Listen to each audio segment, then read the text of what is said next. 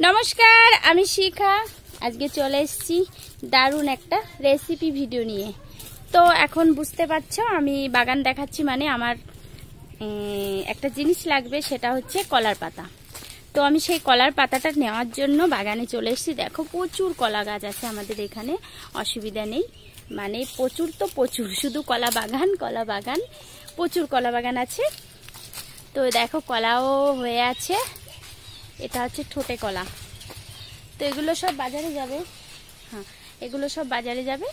তো চলো, এটা দিয়ে আমার দরকার নেই, আমার লাগবে এখন এই যে কলার পাতা, সেই পাতাগুলো আমার লাগবে। তো আমি সেজন্য বাগানে চলে এসেছি। তো চলো আমি কিছু পাতা কেটে, এই যে আমি কাঁচিটা নিয়ে এসেছি, তো আমি কিছু পাতা কেটে নিয়ে তারপর আমি রান্নাঘরে যাই, তারপর গিয়ে তোমাদের সঙ্গে দেখা হচ্ছে। চলো, এই দেখো আমি সেই কলার পাতাটা কেটে নিয়ে এসে এই যে ধুয়ে পরিষ্কার করে রেখে দিয়েছি এইখানে। এই যে ধুয়ে ভালো করে পরিষ্কার করে নিয়ে নিয়েছি।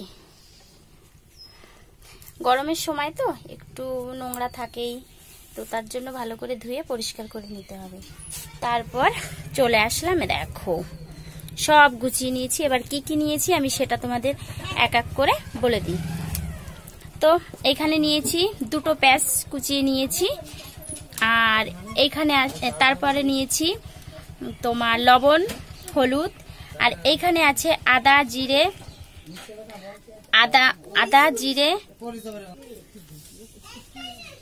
তো এখানে কি কি আছে সেটা বলি। এখানে আছে আদা, জিরে, ধনে, আর রসুন, দুটো টমেটো। তো এখানে এই আছে। তো সেটা আমি, আর আছে শুকনো লঙ্কা, সেটা আমি মিক্সিতে করে একটু মশলার মতন করে নিয়েছি। আর আছে এই যে লতিটাকে ভালো করে ধুয়ে পরিষ্কার করে নিয়েছি। আর এইখানে আছে কিছু মাছ দেবো আমি, ভেজে রেখেছি। তোমার চুনো মাছ হয়, যেরকম বাজারে চুনো মাছ পাওয়া যায় না, অনেক রকমের মাছ, সেটা। আর এইখানে নিয়েছি সামান্য একটু চিনি নিয়েছি, চিনিটা নিতেও পারো নাও নিতে পারো, তোমাদের মানে যে যেরকম টেস্টি ভাবে খেতে চাইবে সে সেরকম ভাবে নিতে পারো। আর এইখানে আছে গরম মশলা। এবার আমি পুরোটাই যে সব নিয়ে নিয়েছি গুছিয়ে, এখন আমি এর মধ্যে অ্যাড করব সর্ষের তেল। এই যে সর্ষের তেলটা, সেই সর্ষের তেলটা আমি এর মধ্যে দিয়ে দেব। দিয়ে আমি ভালো করে সুন্দর করে মাখিয়ে, তোমার আমি হাত দিয়েই মাখাচ্ছি, হাত দিয়ে মাখালে ভালো হবে। তো আমি এবার সুন্দর করে মাখিয়ে এটাকে মাখিয়ে নেব, ভালো করে মাখিয়ে নিয়ে তারপর তোমার কলার পাতায় সাজিয়ে নেব। তো চলো আমি ব্যাক ক্যামেরা, এই তোমার অফ ক্যামেরায় এটাকে সুন্দর করে মাখিয়ে আমি সাজিয়ে তারপর তোমাদের সঙ্গে শেয়ার করছি। তো চলো দেখতে থাকো।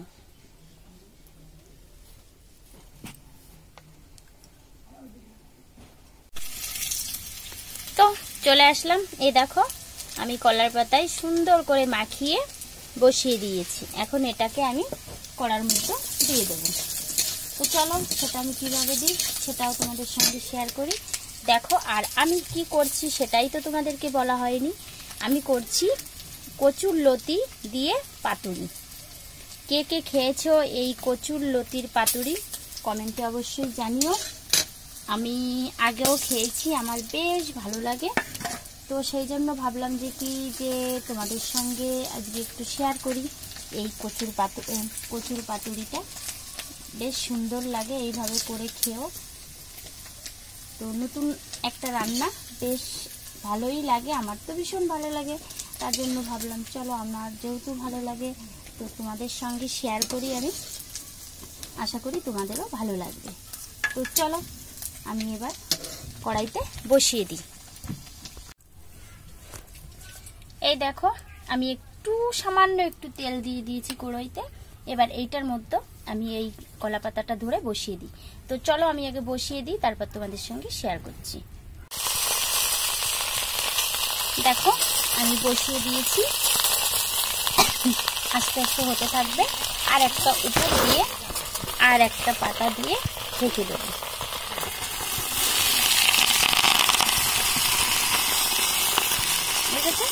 এরকম করে ঢেকে দেবো। তো চলো এবার আস্তে আস্তে জাল দেবো না, দেখো আগুনের আঁচটা যেরকম আছে মানে আমি মানে জাল দেবো না, যে গরমটা আছে সেই গরমেই আস্তে আস্তে হবে। তো চলো এটা হতে থাক, হয়ে কি পর্যায়ে আসে তারপর তোমাদের সঙ্গে আমি শেয়ার করব। তো চলো এটা অনেক সময় মিনিমাম আধ ঘন্টা এরকম তাপে হতে থাক, হালকা তাপে একটু একটু করে হতে থাক, বেশি জাল দিলে পুড়ে যাবে, তো তার জন্য এই তাপেই হতে থাক। তো চলো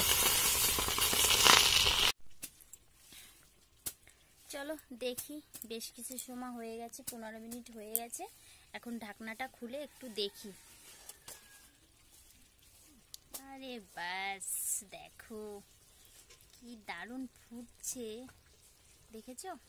আমি কি করেছি জানো, মাছগুলো বেছে এক সাইড করে দিয়েছি, কেননা একজনা তোমার আমার বাড়িতে সে মাছ খেতে চাইছে না, তার জন্য আমি মাছগুলো এক সাইড করে দিয়েছি, লতিটা আর শুধু লতিটা এক সাইডে করে দিয়েছি, তাতে খেতে অসুবিধা হবে না, তার জন্য। দেখেছো?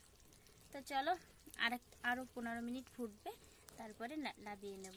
আশা করি অনেকটাই 15 মিনিটে গলে গেছে। চলো তোমাদেরকে আমি একটু দেখাই কতটা গলে গেছে, দেখেছো? গলে গেছে, অনেকটাই গলে গেছে। তো চলো হতে থাক, আরো 15 মিনিট ঢাকা দিয়ে রাখি, তারপরে 15 মিনিট বাদে নামিয়ে নেব। তো চলো ঢাকা দিয়ে দিই আবার, চলো থাক। চলো দেখো আমি উনুন থেকে তুলে নিয়ে এসেছি, আমার কচুর লতির পাতুরি রেডি, ডান, কমপ্লিট হয়ে গেছে। দেখো কতটা সুন্দর হয়েছে, আর খেতে সত্যি দারুণ হয়, আজও দারুণ হবে। মানে গন্ধ বেরোচ্ছে যেরকম, সেই গন্ধ দেখেই বুঝতে পারছি যে কতটা সুন্দর হয়েছে। অনেক সময় খাবার জিনিসের গন্ধ থেকে বোঝা যায় কতটা দারুণ হতে পারে খাবারটা। তো সত্যি খুব সুন্দর হয়েছে। তো তোমরা এরকম করে খেও, বেশ দারুণ লাগে। তো এই ছিল আমার কচুর লতির পাতুরি দেওয়ার ভিডিও। তো ভিডিওটা কিরকম লাগলো অবশ্যই জানিও, আর এরকম করে অবশ্যই করে খেও। চলো তাহলে এখন টাটা করি, বাই বাই করি, সবাই ভালো থেকো।